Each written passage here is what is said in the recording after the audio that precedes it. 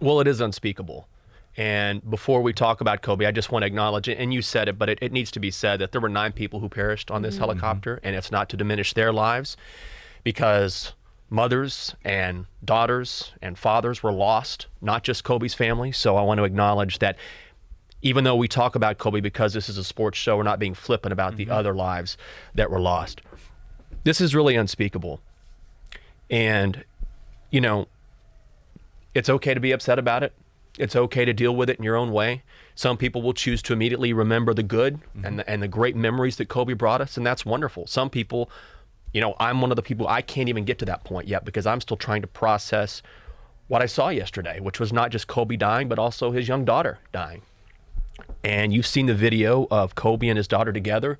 They were, you know, that was his girl. Oh yeah. We watched his father's daughter. They were one and the same. And you know, the only thing I'm going to say about this personally is that if you ever go through something like this, there's this narrative out there that, oh, you know, it gets better with time. Maybe it does a little, I guess. But one thing that someone told me once was, you're never the same. You're never the same. This isn't about me, but having gone through something similar, that's the first time I ever cried.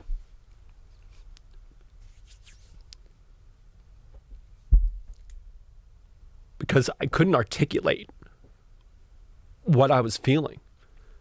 But that's the one thing I knew at that moment that was true. It was like, I'll never be the same. And the same applies here. You're never the same. I mean, Kobe's daughters don't have a dad. His wife doesn't have a husband.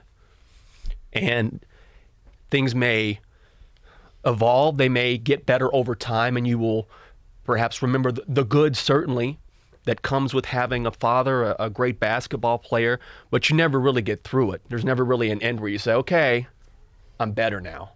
And I hope that however you remember Kobe, however you remember those who perished in this awful, just unspeakable crash, that there is a support system in place. Because what will happen is over time, we'll remember Kobe, but the sting will start to lessen for us because we're not a member of that family. We didn't know the Bryants. We didn't know the people on the helicopter. But for those families, for those friends who are directly affected by this, it's not just going to fade. It's going to stick with them for a long time. So I hope everyone has a support system in place that can help them because it will never go away.